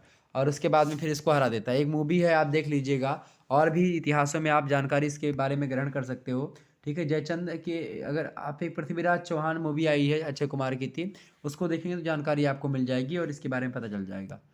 जयचंद पृथ्वीराज चौहान और पृथ्वी मोहम्मद गौरी के बीच में, ठीक है। तो 1194 की लड़ाई में मारा गया था। 22 नंबर प्रश्न आप देखिए, तराइन का प्रथम युद्ध। तराइन के प्रथम युद्ध की बात की तो 1191 ईस्वी में पृथ्वीराज चौहान और मोहम्मद गौरी के बीच में हुआ था। तराइन यानी कि थानेश्वर और करनाल के बीच का क्षेत्र है ये। इसी रण क्षेत्र में दोनों की सेनाओं के बीच में युद्ध हुआ था। मोहम्मद गौरी घायल हो गया था। और यदि एक खलजी सैनिक की बात की, मतलब खलजी सैनिक था एक, उसने क्या किया था, इसको लेकर के रणभूमि से भाग न गया होता तो रक्त बहाने से गौरी की मृत्यु, मतलब कि खून बहने से गौरी की मृत्यु हो जाती। और यह कह कर के भी छोड़ दिया था मोहम्मद गौरी को पृथ्वीराज चौहान ने कि हम क्षत्रियों का काम ये नहीं है कि हम तुमको जो है मतलब किसी में हम जो है किस पर वार नहीं करते, जो है निहत्थों पर वार नहीं करते हैं, यही कहकर छोड़ दिया था। तो रणभूमि से जब भाग जाता है तो क्या हो जाता है, अगर नहीं भागता तो खून बहने से उसकी मृत्यु हो जाती। मोहम्मद गौरी बड़ी कठिनाई से अपनी मातृभूमि को पहुंच सका था। और पराजय से मोहम्मद गौरी की प्रतिष्ठा को गहरा धक्का लगा था। और 1 साल के बाद में 1192 में फिर से आक्रमण करता है और मोहम्मद जो है मोहम्मद गौरी फिर उसमें विजयी होता है। अगला प्रश्न समझेंगे अब 1100 मतलब कि 92 में 23वां नंबर प्रश्न आपका, तराइन के द्वितीय युद्ध। तराइन का द्वितीय युद्ध की बात की है तो यह युद्ध निर्णायक सिद्ध हुआ 1192 में। यह युद्ध लड़ा गया जो है चाहमान वंश के प्रतापी शासक पृथ्वीराज चौहान और मोहम्मद गौरी के बीच में ही युद्ध लड़ा गया था। चौहानों की शक्ति जो है नष्ट हो गई थी इस युद्ध में। अजमेर, झांसी, सरस्वती, शिवालिक पहाड़ियाँ और अन्य दुर्ग मोहम्मद गौरी के अधिकार में हो गए थे। यह युद्ध इतिहास की एक युगांतकारी तथा परिवर्तनकारी घटना है। यह युद्ध निर्णायक सिद्ध हुआ और इसमें मोहम्मद गौरी की विजय निश्चित होती है। और अब मुसलमानों का कार्य बहुत आसान हो चुका था। पृथ्वीराज चौहान चूंकि डट करके सामना करता था, बड़ा योग्य और कुशल शासक था, और अब वो नहीं रहा, तो एक प्रकार से अब इन लोगों का थोड़ा सा मज़ा हो गया। और अभी से आप देखते हैं एक प्रकार से थोड़ा सा हेर बदल हो जाता है पूरे के पूरे हिस्ट्री में। और आज पृथ्वीराज चौहान अगर जो है होते जिंदा, मतलब उस समय 1192 में मोहम्मद गौरी को भगा देते हैं यहाँ से किसी तरीके से, तो आज जो सिचुएशंस यानी कि जो भारत का इतिहास जो आज हम पढ़ते हैं वैसा इतिहास ना पढ़ना पड़ता। 24 नंबर प्रश्न आपका, गांगेय कलचुरी। गांगेय कलचुरी की बात की तो एक कलचुरी वंश का एक प्रमुख शासक था। और अपनी दिग्विजय से इसने उत्तर कांगड़ा तक अपना आक्रमण किया था। प्रयाग और बनारस पर भी अधिकार करके पूर्व में बंगाल तक अपना राज्य जो था वो फैलाया था। दक्षिण में कुंतल और उत्कल तक में आप देखते हैं, मतलब उत्कल तक के राजाओं को परास्त किया था। और खास करके गांगेय देव की बात किया है तो इसके उपलक्ष्य में इसने अपने आप को क्या किया था, विक्रमादित्य की उपाधि भी धारण करी थी गांगेय देव ने, ठीक है। कलचुरी वंश का था। भोज परमार ने इसे परास्त करके उसकी शक्ति को छीण कर दिया था। भोज परमार राजा के बारे में मैंने पहले चर्चा कर चुका हूँ अभी। 25 नंबर प्रश्न आप देखेंगे। 25 नंबर प्रश्न आपका, भीम द्वितीय। चालुक्य वंश का प्रसिद्ध राजा है भीम द्वितीय। और अभिलेखों से उसे महाराजा, राजाधिराज, परमेश्वर, परम भट्टारक, ये तमाम प्रकार की उपाधियाँ ये भीम द्वितीय के लिए ही प्रयुक्त की जाती हैं। चालुक्य वंश का शासक था। और खास करके आप देखें भीम की सबसे पहली मुठभेड़ जो हुई थी पृथ्वीराज तृतीय से हुई थी और इस युद्ध में मतलब पृथ्वीराज ने भीम को मार डाला था। और 1197 ईस्वी में कुतुबुद्दीन ऐबक के आक्रमण से में आप देखते हैं मुस्लिम सेना पराजित हुई और कालांतर में मुस्लिम सेनाओं ने गुजरात पर अधिकार कर लिया। तो इस प्रकार से चालुक्य वंश यहीं पर आप देखते हैं डगमगा जाता है। अगला प्रश्न आप देखते हैं 26 नंबर प्रश्न आपका है मीर कासिम। मीर कासिम की बात की जाए तो ये मीर कासिम जो है, मीर कासिम नहीं मोहम्मद बिन कासिम होगा। ठीक है, मीर कासिम नहीं मोहम्मद बिन कासिम। ठीक है, क्योंकि मोहम्मद बिन कासिम जो है ये मीर कासिम भी एक प्रकार से नाम दे सकते हैं, कहीं कहीं पर मीर कासिम भी आपको मिलेगा। तो मीर कासिम है मोहम्मद बिन कासिम। ये 712 ईस्वी में अरब के खलीफा ने अपने सेना अध्यक्ष था, ये अमीर जो है अरब के खलीफा का सेना अध्यक्ष था मीर कासिम मोहम्मद बिन कासिम। ठीक है, 712 ईस्वी में ये अरब यात्री मतलब अरब से आया था भारत में और भारत पर आक्रमण करने के लिए भेजा गया था। इसने सर्वप्रथम कराची और देवल पर आक्रमण किया, जिससे यहाँ के राजा थे दाहिर उनको मार डाला। और इसके उपरांत इसने नीरुन जो है ब्राह्मणाबाद, अरोर और मुल्तान पर विजय प्राप्त करी। परंतु कासिम की भारत विजय अस्थायी ना रह सकी और एक प्रकार से अस्थायी तरीके से इसने विजय प्राप्त करी और यहाँ से जाना भी पड़ा, आप देखते हैं बीच बीच में। तो एक प्रकार से ये उतना कुछ प्रभाव स्थापित नहीं कर पाया। लेकिन पहला अगर अरब यात्री मतलब कि अरब या तुर्क आक्रमण जो हुआ ये इसी ने किया था, मोहम्मद बिन कासिम ने 712 में। 27 नंबर प्रश्न आप सभी लोग देखेंगे। 27 नंबर प्रश्न आपका आ चुका है भाई, सभी लोग देखने का प्रयास करेंगे। 27 नंबर प्रश्न है कि महमूद गजनबी के सोमनाथ आक्रमण का उल्लेख कीजिए। तो सोमनाथ मंदिर पर महमूद गजनबी का आक्रमण जो हुआ था 1025 ईस्वी में हुआ था। यह शिव भगवान का मंदिर है और गुजरात के समुद्र के तट पर स्थित है। 3 दिन तक युद्ध चलता रहा। अंत में हिंदू परास्त हो जाते हैं। 5000 हिंदुओं का वध कर दिया जाता है इसी मंदिर के पास। और मंदिर में महमूद को अपार संपत्ति हाथ लगती है और कहा जाता है कि 200 ऊँट और सोने चांदी के वजन से कराहते हुए गजनी ले गया था, जो है इतना सोना चांदी इसको मिल गया था। 28 नंबर प्रश्न आप देखेंगे सभी लोग। एक बार जितने भी लोग देख रहे हैं फटाफट से वीडियो को लाइक और शेयर कर दीजिएगा, ताकि ये आपको और भी चीज़ें मिलती रहें और इसी प्रकार से महासंग्राम वीडियो आपको मैं देता रहूँ हर एक सब्जेक्ट का। देखिए, राजपूतों की पारस्परिक प्रतिद्वंदता उनकी पराजय का कारण बनी थी। स्पष्ट कीजिए, ऐसा ये कथन में कहा जा रहा है, तो इस कथन को स्पष्ट करना है। क्योंकि इस कथन को स्पष्ट करते समय आप बड़े आसानी से लिख सकते हैं कि जो है राजपूतों की जो पारस्परिक प्रतिद्वंदता थी ये निश्चित तौर पर आप देखते हैं। और इसी कारण से जो चाहे जो है ब्रिटेन के शासक यानी कि जो ब्रिटिश ईस्ट इंडिया कंपनी की शासन रहा भारत पर, उन्होंने बहुत दिनों तक शासन किया। ये तमाम सारे कारण जो रहे ये फुटमत का ही परिणाम रहा है। तो समस्त उत्तरी भारत छोटे छोटे राज्यों में चूंकि बटे हुए थे, जिसमें एकता और संगठन का क्या था, अभाव था यानी कमी थी। एक राजा दूसरे राजा को विजय करके चक्रवर्ती सम्राट बनना चाहते थे और ये सभी राजा, चक्रवर्ती माने होता है कि सभी लोग जो है उन्हीं के अंडर में रहें, यानी वो टैक्स दें उनको। ठीक है, सभी राजा परस्पर ईर्ष्या और द्वेष कलह के शिकार बन चुके थे और यही कारण है कि उन्होंने विदेशी आक्रमणकारियों का सामना कभी संगठित होकर के नहीं किया बल्कि छिटपुट किया। और यही कारण है कि मोहम्मद गौरी के सामने उन्हें पराजित होना पड़ा। यानी पृथ्वीराज चौहान की बात की जाए अन्य चीज़ों की, अगर जयचंद उनकी मदद करता तो फिर एक प्रकार से आज का इतिहास कुछ अलग पढ़ रहे होते। 29 नंबर प्रश्न आप देखेंगे। 29 नंबर प्रश्न, पालों की उत्पत्ति के बारे में आप क्या जानते हैं। तो हर्षवर्धन की मृत्यु के बाद में आप देखेंगे उत्तर भारत में जो राजनीतिक विश्रृंखला आरंभ होती है उसी के परिणाम स्वरूप बंगाल में 18वीं शताब्दी के द्वितीयार्ध माने होता है एक प्रकार से 18वीं शताब्दी के बाद। ठीक है, मतलब उसके 50 के बाद। ठीक है, 8वीं सदी के, ठीक है, यानी 750 के बाद। तो पालों में एक शक्तिशाली राज्य की स्थापना होती है और इन्हीं उत्पत्ति के संबंध में, इनकी उत्पत्ति के संबंध में पालों की खास करके विद्वानों में एक मत नहीं है, विद्वान लोग मतभेद है। रामचंद्र ग्रंथ टीका के अनुसार अगर देखा जाए तो पालों की उत्पत्ति क्षत्रियों से मानी जाती है और अभिलेखों में इन्हें सूर्यवंश का क्षत्रिय कहा गया है। डॉक्टर HP शास्त्री पालों की उत्पत्ति खड़गों से मानते हैं कि खड़ग से उत्पत्ति हुई इनकी। अगला प्रश्न आप देखेंगे। 30 नंबर प्रश्न आप सभी लोग देखने का प्रयास करेंगे। 30वां नंबर प्रश्न आपका बहुत ही जबरदस्त प्रश्न है। ये खास करके आपसे एग्जाम में प्रश्न पूछा जा सकता है। त्रिकोणात्मक संघर्ष ये जो है ये आपके जो है प्रश्न आपसे आ सकता है। ठीक है, त्रिकोणात्मक संघर्ष जो हुआ था ये बड़ा फेमस है और खास करके आपको पता होगा त्रिकोणात्मक संघर्ष के बारे में। ठीक है, 3 शासकों के बीच का जो संघर्ष या 3 जो है शासनकालों के बीच का, यानी कि महिपाल प्रथम या राष्ट्रकूट कृष्ण तृतीय का आक्रमण संभवतः त्रिकोणात्मक संघर्ष की अंतिम घटना थी। महिपाल प्रथम के पश्चात प्रतिहार वंश में कोई भी ऐसा राजा नहीं हुआ जो प्रतिहार राज्य की सीमाओं को अक्षुण्ण रख पाता। महमूद गजनवी के आक्रमण ने उसकी कमर तोड़ दी थी और 1100 मतलब 1036 ईस्वी के आसपास आप देखेंगे वह समाप्त हो जाता है। और ख़ास करके पाल वंश के शासक थे 1064 ईस्वी तक शासन करते रहे और नारायण पाल के पश्चात यह वंश भी एक प्रकार से आप देखते हैं जो है ख़त्म होने की कगार पर था। और इस प्रकार 750 से ईस्वी से लेकर के 950 ईस्वी तक चलने वाला जो त्रिकोणात्मक संघर्ष है यह भी समाप्त हो जाता है। त्रिकोणात्मक संघर्ष की अगर खास करके बात की जाए, ये आप सभी लोग जानते भी होंगे त्रिकोणात्मक संघर्ष जो है ये जो है इसमें पाल हो गए और इसमें खास करके पालों में और भी तमाम सारी चीज़ें हैं।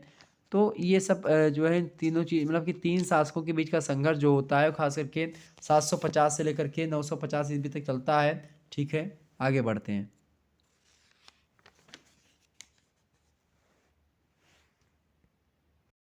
आगे बढ़ते हैं, अगला प्रश्न। त्रिकोणात्मक संघर्ष जो था ये आप देखते हैं कि राष्ट्रकूटों के बीच और प्रतिहार वंश के बीच और इसके अलावा पाल वंश, इन तीनों के बीच का जो संघर्ष है खास करके ये आपको देखने को मिलता है और 750 ईस्वी से लेकर के 950 तक।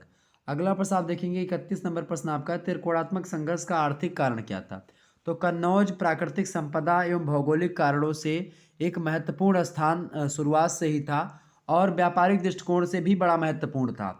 और यही कारण है कि उत्तर दक्षिण की तत्कालीन राजनीतिक शक्तियाँ जो थीं वो राजनीतिक शक्तियाँ इस पर अपना नियंत्रण करना चाहती थीं और इसी नियंत्रण के लिए विभिन्न राज्यों में शताब्दियों तक संघर्ष चलता रहा। और कन्नौज एकाधिपत्य का अर्थ था राजनीतिक, आर्थिक और व्यापारिक दृष्टिकोण से एक महत्वपूर्ण स्थान पर नियंत्रण कर लिया जाए।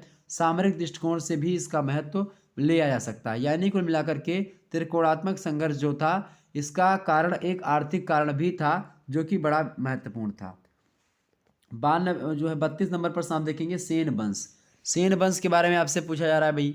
सेन वंश की बात की है तो पाल वंश के पतन के बाद में आप देखते हैं, पाल वंश के पतन के बाद में और खास करके मैं तो कहूँगा एक वीडियो जो ऑब्जेक्टिव टाइप की वाली मैंने बताई है उसमें आप देखते हैं हर वंश के बारे में सीक्वेंस से मैंने बताने का प्रयास किया। तो ऑब्जेक्टिव वाला मॉडल पेपर आप देख लीजिएगा और लिखित वाला मॉडल पेपर भी देखेंगे तो उसमें मैंने विस्तार से हर एक वंश के बारे में आपको बताने का प्रयास किया है। तो पाल वंश के पतन के बाद बंगाल में सेन वंश जो आता उसका उदय होता है, 11वीं शताब्दी के बीच में उदय होता है। ठीक है, 1050 के आसपास। सेन वंश की नींव डालने वाला व्यक्ति सामंत सेन था। सामंत सेन चंद्रवंशी जो है कर्नाट क्षत्रिय था। कुछ विद्वानों का विचार है कि सेन वंश के लोग संभवतः ब्राह्मण थे किंतु अपने सैनिक कर्म के कारण से वे बाद में क्षत्रिय कहे जाने लगे। डॉक्टर भंडारकर उन्हें ब्रह्म क्षत्रिय मानते हैं। सामंत सेन जो था इसका पुत्र बाद में हेमंत सेन है और दोनों ही सामंत मतलब कि दोनों ही सामंत थे, स्वतंत्र शासक नहीं थे। ये बात आप ध्यान रखेंगे। इस प्रकार से ये पाल वंश के बाद में आप देखते हैं सेन वंश जो है ये बंगाल में उदय होता है। क्लियर, आगे बढ़ते हैं। अगला प्रश्न आपका आ चुका है भाई, देखेंगे इसी में 33 नंबर प्रश्न आपका आ चुका है। 33 नंबर प्रश्न है आपका लक्ष्मण सेन। लक्ष्मण सेन की बात की जाए, देखेंगे यद्यपि तुर्क आक्रमणकारियों के सामने लक्ष्मण सेन टिक तो नहीं सका था लेकिन क्या हुआ कि सांस्कृतिक दृष्टि से लक्ष्मण सेन का काल अत्यधिक महत्वपूर्ण था। मिनहाज जो कि एक इतिहासकार है कहते हैं कि जिसके वंश को हिंद के अन्य राजा अधिक महत्व देते थे अथवा वंशावतरण की दृष्टि से उसे मानो खलीफा मानते थे, वह अपनी दानशीलता के लिए प्रसिद्ध था लक्ष्मण सेन। राजशेखर ने भी अपने प्रबंध कोश, इनकी रचना है राजशेखर की, उसमें लक्ष्मण सेन की प्रशंसा की और कहा गया है कि वह एक प्रतापी शासक था, न्यायी राजा था और उसके पास अपार सेना थी। महान शासक था लक्ष्मण सेन। ठीक है, आगे बढ़ते हैं। 34 नंबर प्रश्न है, लक्ष्मण सेन का साहित्यिक क्षेत्र में क्या योगदान रहा है, इसको लेकर के प्रश्न पूछा जाएगा। तो क्या लिखना है आपको, आपसे प्रश्न क्या है कि साहित्य के क्षेत्र में लक्ष्मण सेन के योगदान का उल्लेख कीजिए। लक्ष्मण सेन के काल में साहित्यिक उन्नति हुई थी, इसमें कोई दो राय नहीं है। और विद्वान लेखकों और कवियों का आदर करता था, आश्रय देता था। राजाश्रय देना उसकी सबसे बड़ी विशेषता थी। गीत गोविंद का रचयिता जयदेव जो है ये इसी दरबार में रहता था। पवन दूत के लेखक धोई, ब्राह्मण सर्वस्व के कर्ता हलायुध और सदोक्ति कर्णामृत के संकलक श्रीधर साहित्यिक मतलब श्रीधर दास, ये सब साहित्यिक क्षेत्र में आप देखते हैं इसके समय के जो है प्रकाशमान तारे थे। मतलब बहुत सारे विद्वान लोग इसके सभा में रहते थे। ठीक है, जिन्हें इसकी कृपाएं प्राप्त हुआ करती थी लक्ष्मण सेन की। और लक्ष्मण सेन जो है की कृपा मतलब के में वो रहता था, मतलब रहते थे लोग उन्हीं के द्वारा, उन्हीं के एक प्रकार से आर्थिक चीज़ों पर। वह स्वयं उच्च कोटि का विद्वान खुद भी था, लक्ष्मण सेन, ठीक है। और इसकी जो है खास करके अनेक कविताएं श्रीधर दास ये ने एक प्रकार सदुक्ति कर्णावृत जो एक प्रकार से रचना है उसी में संकलित करवाई थी। ये बात आप ध्यान रखें। क्लियर। आगे बढ़ने का प्रयास किया जाए भाई, सभी लोग बताने का प्रयास करेंगे। एक बार जितने भी लोग देख रहे हैं फटाफट से वीडियो को लाइक और शेयर अवश्य कर दीजिएगा। ओके, चलें अगला प्रश्न देखने का प्रयास किया जाए भाई, सभी लोग एक बार वीडियो को शेयर कर दीजिएगा। अगला प्रश्न आपका आ चुका है, देखेंगे 35 नंबर प्रश्न है आपकी स्क्रीन पर। 35 नंबर प्रश्न क्या है? 35 नंबर प्रश्न है कि सिंध के पतन के क्या कारण थे? सिंध की पराजय के कई सारे कारण थे, और आपको बता दूं सिंध का पराजय जो हुआ था खास करके आप देखते बड़े कारणों से हुआ था, परंतु प्रांत में आंतरिक एकता नहीं थी, सबसे बड़ा कारण यही था और इसका प्रमुख कारण यही था। वह अरबों जैसे शक्तिशाली आक्रमणकारियों का मुकाबला इसलिए नहीं कर सके और योग्य भी नहीं थे, क्योंकि जब एकता नहीं होगी आप में, आप पहले से ही अपने में लड़ लड़ करके अपनी सारी शक्ति को क्षीण कर चुके हैं, तो उसके बाद में फिर आगे जब कोई मुस्लिम आक्रमणकारी आएगा तो आप कैसे लड़ पाओगे। तो यही हुआ कि जो है ये लोग आपस में लड़ा करते थे और जो है इसका फ़ायदा बाहरी लोगों ने उठाया, और उसकी आबादी कम थी। सिंध के पतन की, चूँकि सिंध की आबादी कम थी, विभिन्न तत्वों से मिलकर के बनी थी, बहुसंख्यक हिंदुओं के अतिरिक्त बौद्धों की भी संख्या यहाँ पर काफ़ी हो चुकी थी, कुछ जैन भी थे, और समाज के निम्न वर्गों के साथ दुर्व्यवहार किया जा रहा था, और इस प्रकार परस्पर एकता नहीं थी, और इसी एकता का ना होना सिंध के पतन का मुख्य कारण है। 36 नंबर प्रश्न आप देखेंगे मोहम्मद गौरी के बारे में। मोहम्मद गौरी एक वीर योद्धा और दूरदर्शी राजनीतिज्ञ भी था। फरिश्ता एक इतिहासकार है, वो कहते हैं कि मोहम्मद गौरी बड़ा ही उदार और सदैव अपनी प्रजा के कल्याण का ध्यान रखता था। उसने उच्च कोटि का पारिवारिक प्रेम था, वह धार्मिक प्रवृत्ति का व्यक्ति था, वह ईश्वर से सदैव डरता था, वह बड़ा उत्साही, साहसी और जो है अध्यवसायी था। जिस कार्य को करने का वह निश्चय कर लेता था उसे वह पूरा करके छोड़ता था। उसे मानव चरित्र की अच्छी परख थी, वह विद्या प्रेमी और विद्वानों का संरक्षक भी था। ये मोहम्मद गौरी के बारे में कुछ बातें, और ख़ास करके ये फरिश्ता ने कहा है, ये फरिश्ता इतिहासकार हैं एक, ठीक है, तो ये इन्होंने कहा है इसको। 37 नंबर आप प्रश्न देखेंगे नागभट्ट प्रथम। नागभट्ट प्रथम के बारे में बात किया है तो ये अवंती यानी उज्जैन में गुर्जर प्रतिहार वंश के संस्थापक थे, ठीक है, कौन? नागभट्ट प्रथम। और इनकी राजधानी जो थी वो जालौर हुआ करती थी, और ख़ास करके कहा जाता है कि जो है नागभट्ट प्रथम ने शक्तिशाली मलेच्छ राज को पराजित किया था, और ये मलेच्छ अरब आक्रमणकारी थे। इन आक्रमणकारियों को पराजित करने के बाद उसने अपनी सत्ता भाड़ोच तक स्थापित कर ली थी नागभट्ट ने, और उसने जो है नागभट्ट प्रथम ने अपने राजवंश की प्रतिष्ठा में वृद्धि की और 730 ईस्वी से लेकर के 760 लगभग 30 वर्षों तक शासन किया, ठीक है। नागभट्ट प्रथम ने कहाँ के शासक थे भाई? प्रतिहार वंश के संस्थापक थे, गुर्जर प्रतिहार वंश के। 38 नंबर आप प्रश्न देखेंगे। 38 नंबर प्रश्न पृथ्वीराज तृतीय, पृथ्वीराज चौहान। पृथ्वीराज तृतीय 1177 ईस्वी से लेकर के 1192 ईस्वी तक शासन करते हैं, और ये जो है उसने अपने शासनकाल में अपने चाचा नागार्जुन चंदेल शासक जो है परमर्दी देव को बुरी तरीके से पराजित किया था। तराइन का 2 युद्ध जो हुआ था 1191 1192 ईस्वी, इनके शासनकाल की महत्वपूर्ण घटना है, और दोनों युद्ध मोहम्मद गौरी से लड़ा था। पहले भी मोहम्मद गौरी को बुरी तरीके से लथेड़ा था पृथ्वीराज चौहान ने, और द्वितीय युद्ध में क्या हुआ था कि छल के कारण से मृत्यु हो जाती है इनकी।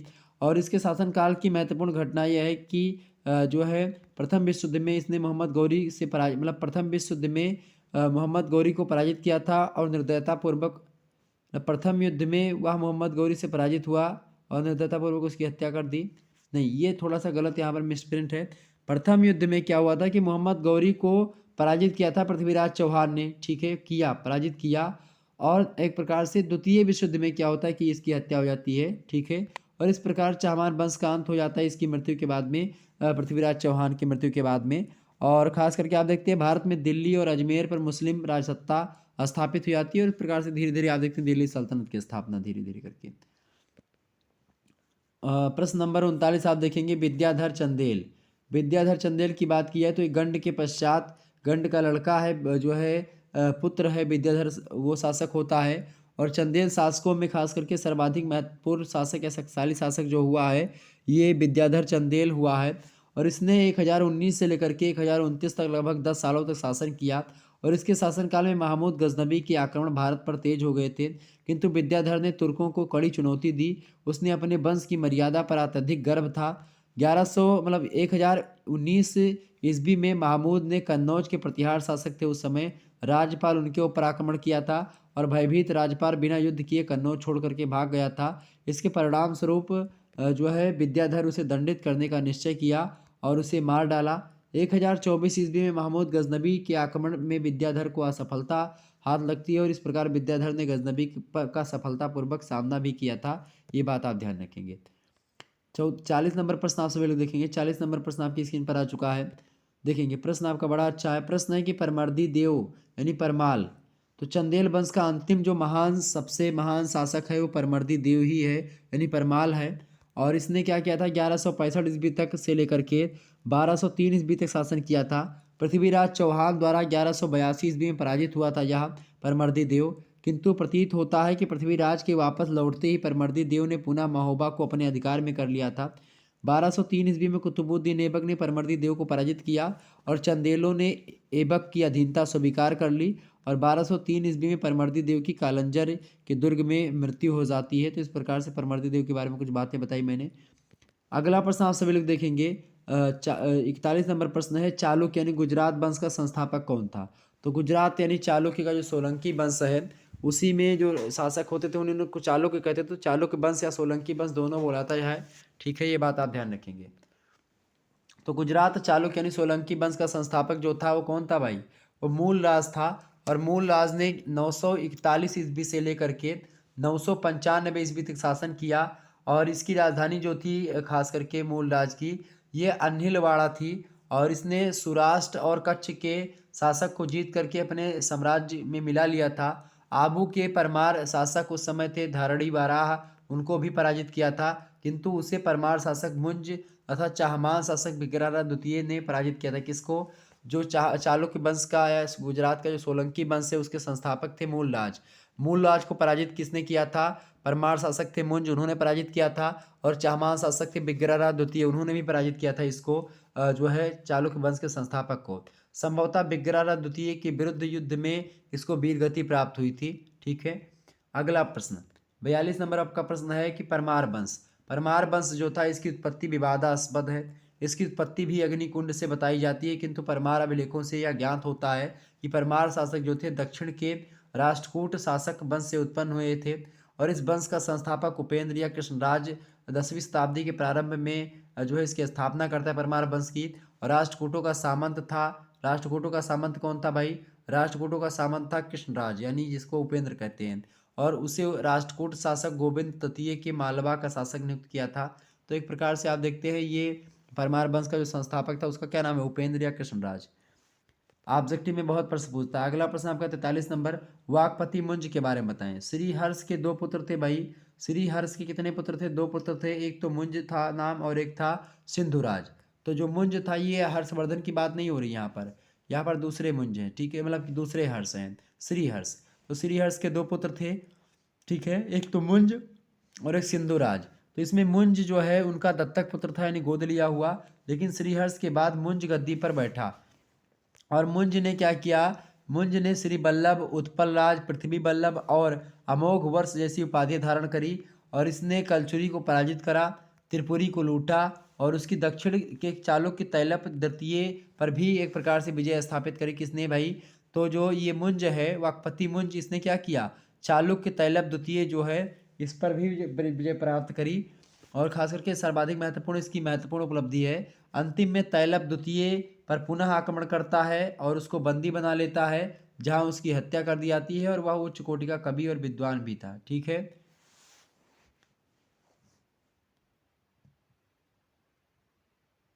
इसको बंदी मतलब वाकपति मुंज को बंदी बना लिया जाता है और इसके बाद में इसकी हत्या हो जाती है।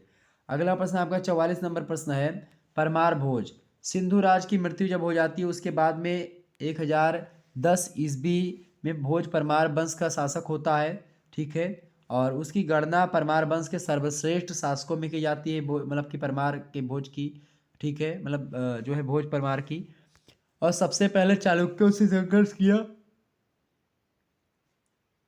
सॉरी भाई सॉरी, बताने का प्रयास करेंगे। बहुत सारे लोग कमेंट्स करते, लगातार आप कमेंट कर रहे थे इसीलिए देखिए ये टाइम क्या हो रहा है, रात के 4:41 हो रहा है। यहाँ पर आप देखेंगे रात के 4:41 हो रहा है। आप लोगों के लिए वीडियो में बना रहा हूँ। थोड़ा सा वो आ गई, ठीक है, नींद टाइप की, बीच मतलब नींद टाइप की नहीं, इसको उंघाई कहते हैं, ठीक है, क्या बोलते हैं, जमुआई।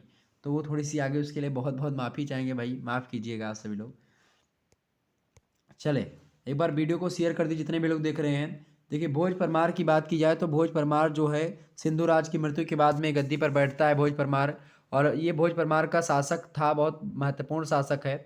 परमार वंश के सर्वश्रेष्ठ शासकों में इसकी संज्ञा है। और खास करके चालुक्यों से संघर्ष किया। इसके बाद में कलचुरी गांगे देव, कलचुरी वंश के थे गांगे देव, उनको पराजित किया। प्रतिहारों को भी पराजित करा और पश्चिमी बिहार पर अधिकार भी कर लिया।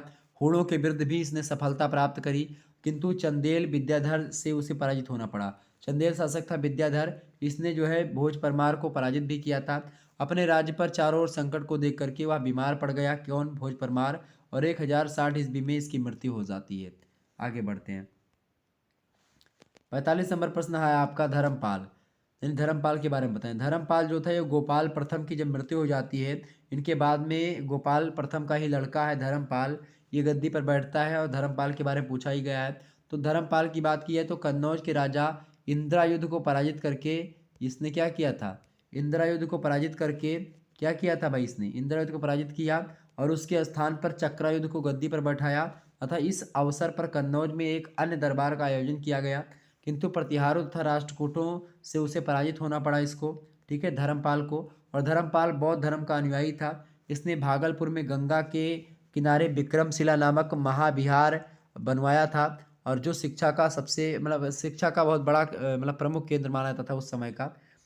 46 नंबर प्रश्न आप देखेंगे देवपाल के बारे में। देवपाल कौन था भाई, धर्मपाल के बाद में जो है उस धर्मपाल का ही लड़का है देवपाल, वो शासक बनता है। और उसने भी अपने पिता की ही भांति विस्तारवादी नीति अपनाई। और अपने मतलब इसने क्या किया, धर्मपाल ने अनेक विजयें करी। बादल स्तंभ लेख है, उस लेख के अनुसार इसने उड़ीसा को अपने राज्य में मिला लिया। होड़ों, द्रविड़, गुर्जर, इन सभी राजाओं को परास्त किया। भागलपुर लेख से उसके आसाम विजय की पुष्टि भी होती है। और प्रतिहार शासक मिहिर भोज को भी पराजित करके उसकी पूर्व में बढ़ती हुई जो शक्ति थी उसको रोकने का प्रयास ये देवपाल ने ही किया था। और वह जो देवपाल था ये बौद्ध धर्म का अनुयायी था, धर्मपाल भी बौद्ध धर्म का अनुयायी था। अनेक विहार बनवाए थे इसने। और इसके समय में नालंदा महाविहार और विक्रमशिला दोनों जो थे उन्नत दशा में थे, अच्छी दशा में थे। और 40 वर्ष यानी लगभग 815 ईस्वी से लेकर के 855 ईस्वी तक यानी 40 सालों तक शासन किया था किसने भाई, इसने किया था, किसने, तो इसका नाम है आपका देवपाल, ठीक है, विजयपाल का लड़का है, सॉरी धर्मपाल का। 47 नंबर प्रश्न आप देखेंगे। 47 नंबर प्रश्न है आपका, विद्या प्रेमी के रूप में यशोवर्मा का विवरण दीजिए। तो यशोवर्मा जो था ये वीर था, पराक्रमी था, साहसी था। इसके साथ ही साथ यह विद्या का प्रेमी भी था। यह स्वयं विद्वान और विद्वानों का आश्रयदाता भी था। कौन, यशोवर्मा। राज तरंगड़ी के जो लेखक हैं, ठीक है, राज तरंगड़ी में यशोवर्मन को वाक्पति मतलब कि वाक्यपतिराज और भवभूति आदि विद्वानों का आश्रयदाता भी बताया गया है। राज तरंगड़ी किसकी रचना है, कल्हड़ की। तो कल्हड़ की रचना में ये बताया गया है, ठीक है। तो भवभूति को भी यशोवर्मा का आश्रयदाता प्राप्त था। वे महावीर चरित, मालती माधव और उत्तर रामचरितम के रचयिता हैं भवभूति। आर्यपुत्र भी यशोवर्मा के ही राज दरबार में रहते थे, यानी कि जो विद्वान थे, जो लेखक थे, साहित्यकार थे, उनको शरण देता था, ठीक है। मतलब कि वीर पराक्रमी योद्धा के साथ साथ ये इसका विद्या के प्रति रुचि भी थी, खुद विद्वान था इसीलिए विद्वानों को रखता था, ठीक है। 48 नंबर आप प्रश्न देखेंगे। जयचंद्र की सेना बड़ी विशाल थी, कथन को स्पष्ट कीजिए। पृथ्वीराज रासो में जयचंद्र की विशाल सेना का वर्णन किया गया है। सेना की विशालता के कारण से उसे पंगु उपाधि भी दी जाती है, किसको, जयचंद्र को। पंगु का अर्थ होता है मतलब पंगु का अर्थ स्पष्ट करते हुए कहा भी गया है कि जब उसकी सेना का अग्रभाग युद्ध भूमि पहुंच जाता था तब भी सेना की अंतिम पंक्ति कूच नहीं कर पाती थी। सूरज प्रकाश के अनुसार उसकी सेना में 80,000 शस्त्रधारी, 30,000 जो है बख्तरबंद घोड़े, 30 लाख पैदल और 2 लाख धनुधारी और बहुसंख्यक हाथी हुआ करते थे। लेकिन फिर भी आप देखते हैं जयचंद्र जो था ये नहीं आगे हो पाया। दिक्कत थी मतलब ज़्यादा सेना भी हो गई और उस पर आप अगर सही तरीके से उसको मैनेज नहीं कर पा रहे फिर भी दिक्कत की बात है। अगला प्रश्न आपका 49 नंबर, चंदेलों का मूल प्रदेश कहाँ था। तो अभिलेखों और अनुश्रुतियों से खजुराहो, कालिंजर, महोबा, अजयगढ़ चंदेलों के मूल प्रदेश ज्ञात होते हैं और प्रारंभ से ही चंदेलों का इन प्रदेशों पर अधिकार बना रहा। इन्हें जेजाक विभूति भी कहा गया है चंदेलों को। महोबा से प्राप्त एक खंडित अभिलेख के अनुसार इस वंश के तीसरे राजा हुए हैं जयशक्ति। उन्होंने अपने शासित क्षेत्र को वैसे ही संज्ञा मतलब कि वैसे ही अपनी संज्ञा जेजा भुक्ति या जेजाक भुक्ति प्रदान की जैसे पृथु ने पृथ्वी को दी थी। बाद में बुंदेलों के नाम से मतलब नाम पर यह प्रदेश बुंदेलखंड के नाम से प्रसिद्ध हुआ और बुंदेलखंड के नाम से आप जानते भी हैं। 50 नंबर आप प्रश्न देखेंगे। 50 नंबर प्रश्न साहित्यिक स्रोत। साहित्यिक स्रोत क्या होता है भाई? तो हर्ष की मृत्यु के बाद में आप देखते हैं 647 ईस्वी के जो है यानी जो इतिहास जानकारी है खास करके ये जो हम इतिहास मतलब प्राचीन इतिहास जो हम लोगों को पढ़ना है खास करके 647 ईस्वी से लेकर के 1200 ईस्वी तक के इतिहास के बारे में मैंने चैप्टर नंबर 1 में सारी चीज़ों को समझा दिया है। उसमें साहित्यिक स्रोत कौन कौन से आपसे पूछा गया है। तो हर्षवर्धन की मृत्यु 647 ईस्वी में हो जाती है। इसके बाद में उत्तर भारत में क्षेत्रीय स्तर पर कई राज्यों की स्थापना होती है और इस काल में हर्षचरित जो रचना है जो है बाणभट्ट की है हर्षचरित्र, ठीक है। बाणभट्ट की रचना है हर्षचरित्र और कादम्बरी, ठीक है। ये दोनों बाणभट्ट की रचनाएं हैं और इसमें आप देखते हैं जानकारी मिलती है हमको इस समय के इतिहास के बारे में। ये मैंने आपको पूरी जानकारी भी दी थी। तो गौड़वोह यानी प्राकृत, गौड़वोह की रचना है वाकपति, उन्होंने की थी। कल्हड़ द्वारा रचित राजतरंगड़ी जो है इस समय के बारे में जानकारी देती है। प्रथम ऐतिहासिक ग्रंथ है यह, जिसने कश्मीरी लेखक ने प्राचीन से 12वीं शताब्दी तक के इतिहास कश्मीर के इतिहास को क्रमबद्ध इतिहास के रूप में लिखा। राजशेखर के द्वारा लिखी गई कर्पूर मंजरी और काव्य मीमांसा ये भी रचना बड़ी फेमस है। विदुषाल भंजिका भी रचना है। इसके अलावा भुवन कोश हरबिलास की रचना जो है की गई। गढ़वाल शासक गोविंद चंद्र के प्रधानमंत्री एवं विद्वान थे लक्ष्मीधर कृतकल्पतरु उनकी रचना है, ये लिखी गई। ये भी इस इतिहास है, साहित्यिक ग्रंथ है। पृथ्वीराज विजय रचना है जयानक की, ठीक है। ये भी रचना एक प्रकार से जानकारी देती साहित्य मतलब कि इतिहास के बारे में, खास करके इस समय में साहित्यिक रचना है। जैन मुनि की रचना है नयन चंद्र सूरी और जैन मुनि थे नयन चंद्र सूरी, उनकी रचना है हमीर महाकाव्य। ये भी रचना एक प्रकार से इतिहास के बारे में जानकारी देती है, खासकर 647 से लेकर के 1200 ईस्वी के बीच की। चंद्रप्रदाय की रचना पृथ्वीराज रासो, तो पता ही आपको उसमें जानकारी मिलती है।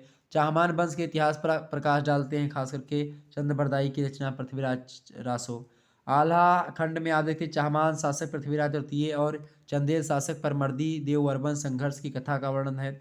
जगनिक के द्वारा लिखा गया आल्हा खंड है, उसमें महोबा के वीर आल्हा और उदल की वीरता की गाथा का उल्लेख भी किया गया। तो ये तमाम सारे जो ग्रंथ मैंने आपको बताई ये सभी साहित्यिक स्रोत हैं इस समय के इतिहास के बारे में जानकारी की। इसके अलावा 51 नंबर प्रश्न आप देखेंगे पुरातात्विक स्रोत, ठीक है। पुरातात्विक स्रोत की बात की है तो पुरातात्विक स्रोत के अंतर्गत अभिलेखों, सिक्के और मोहरें ये चीज़ें आपको मिलती हैं और इन्हीं को रखा जाता है। गढ़वाल वंश के इतिहास का ज्ञान वाराणसी के आप देखते हैं अभिलेख, कौमाली, लार, सारनाथ इन सभी से तमाम प्रकार के अभिलेख और सिक्के मोहरें मिली, जिसके माध्यम से चाहमान वंश, गढ़वाल वंश इन सभी के बारे में मतलब कि वैसे तो गढ़वाल वंश के बारे में जानकारी हमको कहाँ से मिलती है? गढ़वाल वंश के बारे में जानकारी वाराणसी और कमौली और लार और सारनाथ से मिलती हैं। चाहमान वंश के बारे में जानकारी हमको जो है हर्ष प्रस्तर लेख से मिलती है, बिजौलिया लेख से मिलती है, दिल्ली शिवालिक स्तंभ लेख से मिलती है। परमार वंश के इतिहास के बारे में जानकारी हमको हरसोल, उज्जैन, बांसवाड़ा, उदयपुर, नागपुर इन सभी लेखों से प्राप्त होती है। चैप्टर नंबर 1 में मैंने इन सभी चीज़ों को विस्तार समझाया है। हालांकि यहाँ पर फिर से मैं बता रहा हूँ ताकि आपको फिर से याद हो जाए और आप आसानी से लिख पाएँ, ठीक है। यह वीडियो 2 से 3 बार देख लीजिएगा, आपके लिए सारी चीज़ें क्लियर हो जाएंगी। शासकों के लेख आप देखते हैं खजुराहो, जो चंदेल शासक है, चंदेल शासकों के जो लेख हैं खजुराहो से मिले हैं, मऊ से, छतरपुर से, महोबा से मिले हैं अभिलेख, उनसे पता चलता है चंदेल शासकों के बारे में। कलचुरी चेदी वंश के इतिहास के बारे में आपको देखते हैं बिल्हारी लेख से, रीवा लेख से, वाराणसी लेख से और जबलपुर लेख से मिलता है। बंगाल के जो पाल वंश है उसकी जानकारी हमको खालिमपुर अभिलेख से, मुंगेर लेख से और भागलपुर और बादल स्तंभ से लेख से मिलती है, ठीक है। इसके अलावा सेन वंश के इतिहास के बारे में बात की जाए तो सेन वंश के इतिहास के बारे में जानकारी बंगाल के देवपाड़ा, बैरकपुर इन सभी स्थानों से मिलती है। सोलंकी जो थे गुजरात के यानी चालुक्य वंश, उस वंश के इतिहास के बारे में कुमारपाल की जो है वाडगर प्रशस्ति है और उदयपुर का जो लेख है ये काफ़ी महत्वपूर्ण है। गढ़वाल शासकों के जो हैं द्रम नामक सिक्के प्राप्त हुए हैं इनसे, गढ़वाल शासकों के। कलचुरी नरेश के जो है गांगे देव के स्वर्ण मुद्राएं प्राप्त हुई हैं, ठीक है। तो ये सब जो है खास करके पुरातात्विक स्रोत है जो है प्राचीन इतिहास यानी 647 से लेकर के 1200 के बीच के इतिहास को जानने के स्रोत। ठीक है, और ये भी प्रश्न आप देख लीजिएगा, थोड़ा सा एक प्रश्न आपका और थोड़ा सा इंपॉर्टेंट हो गया है। हालांकि इस प्रश्न मैंने शुरुआत में चर्चा कर लिया था। कल्हड़ की रात तरंगड़ी पर एक संक्षिप्त टिप्पणी लिखिए। तो यह कृति कल्हड़ के द्वारा लिखी गई है। इसमें कश्मीर के इतिहास पर व्यापक प्रभाव डाला गया है। कल्हड़ जो थे जात्या ब्राह्मण थे। उनके पिता चंपक कदाचित कश्मीर के राजा हर्ष का मंत्री रह चुका था। 1135 ईस्वी तक जीवित रहा था। इसका कोई प्रमाण भी नहीं मिलता है। कल्हड़ स्वयं राज्य के किसी अधिकारी के पद पर कार्य करते थे या नहीं, इसके संदर्भ में भी कोई प्रमाण नहीं है। और इसने जयसिंह के समय में जब राज तरंगड़ी पूरी करी, उस समय राज मतलब कश्मीर गृह कलह और अशांति का शिकार हो रहा था। राज तरंगड़ी में कुल मिलाकर के आप देखते हैं 8 तरंग हैं, 8000 श्लोक हैं। प्रथम 3 तरंगों में अत्यंत प्राचीन काल का कश्मीर के बारे में जानकारी मिलती है और उसके स्रोत भी अनुश्रुतिक ही हैं, जिससे विशेष छानबीन के बिना मान लिया जाता है। चौथे से छठे तरंगों में कारकोट और उत्पल वंशों का इतिहास है, जिसमें पूर्ववर्ती और अन्य राजवंशों के समय में के बारे में मतलब कि लिखे गए ग्रंथों का उपयोग करता है। तो कई सारी चीज़ें हैं। तो ये आपका एक प्रकार से कल्हड़ की रात तरंगड़ी थी। ठीक है, तो एक प्रकार से ये आपका महासंग्राम रिवीजन क्लास यहाँ पर समाप्त होती है, जिसके माध्यम से हमने बहुत ही महत्वपूर्ण प्रश्नों को समझा, प्रश्न और उत्तर आपके लिखित फॉर्म में समझा। ओके, ये बात आप ध्यान रखेंगे। ये महासंग्राम रिवीजन क्लास आपके लिए बहुत महत्वपूर्ण है। Human values and environmental studies, मानव मूल्य और पर्यावरणीय अध्ययन। इस वीडियो को 2 से 3 बार देख लेंगे, सारे डाउट आपके क्लियर हो जाएंगे। आप लोग ईयरफोन लगा करके आसानी से जब भी आप रात में एक बार लेटे तो इस वीडियो को एक बार जरूर देख करके तब लेटे, ताकि आपको पूरे के पूरे इतिहास के बारे में जानकारी एक ही वीडियो के माध्यम से आपके सिलेबस के बारे में खास करके जानकारी हो जाए और आपसे जब प्रश्न पूछा जाए तो आप आसानी से लिख पाएँ। ठीक है, तो ये प्रश्न आप देख लीजिएगा, ह्यूमन वैल्यूज़ वाला, इन्वायरमेंटल स्टडीज का, मानव मूल्य पर्यावरण अध्ययन का, इसको मैंने बता दिया है। ठीक है, तो ये वीडियो आप देख लीजिएगा। BA BSc BCom के अनिवार्य प्रश्न पत्र को करिकुलर में है सेमेस्टर 3 में। ठीक है, यानी कि 3rd semester, BA second year 3rd semester. Clear, एक भी प्रश्न नहीं छोड़ने वाला। इस वीडियो को आप अंत तक देख लीजिएगा। ओके, चलें फिर मिलते हैं नेक्स्ट वीडियो में। तब तक के लिए जय हिंद, जय भारत। आप सभी का बहुत बहुत धन्यवाद हमारे से जुड़ने के लिए। इसी प्रकार से अपना प्यार बनाए रखिएगा। Good night, I love you. सभी लोगों को बहुत बहुत धन्यवाद। गुड नाइट, राम राम, धन्यवाद।